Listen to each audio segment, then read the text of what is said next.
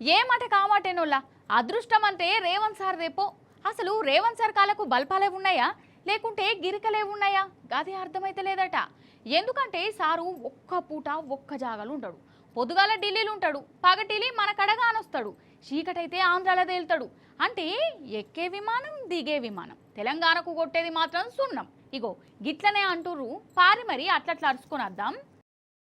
Support చేయక రేవంత్ సార్ను ఒక విమానం కొనుక్కొచ్చుకొని ఇంటి ముంగట పెట్టుకోమంటే ఒక చిత్తం అవుతుంది కావచ్చు.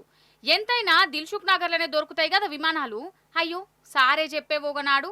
సరే ముచ్చటేందంటే మన రేవంత్ సార్ వారు అసలు టూర్లే షూట్లా ఏమన్నా బిజీగా ఉంటాడా అనుల్లా. నిన్నటికి నిన్న ఢిల్లీకి పోయొచ్చిండా అన్నట్టు రేవంత్ అన్న ముఖ్యమంత్రి అయినాక ఇది విజయవంతంగా 66సారి గిట్లా ఢిల్లీకి పోవుడు. ఇక సార్ తాపకోసారి ఢిల్లీకి ఎందుకు పోతాడా గట్టిగా ఆలోచన చేస్తే ఎవరికన్నా అర్థమైతుంది.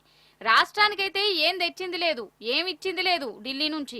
ఇక ఢిల్లీకి పోయొచ్చినాక మళ్ళా ఆంధ్ర విమానం ఎక్కిండు. ఆంధ్రాల తెలుగుదేశం లీడర్ ధూళిపాల నరేంద్ర బిడ్డ పెండ్లుండే.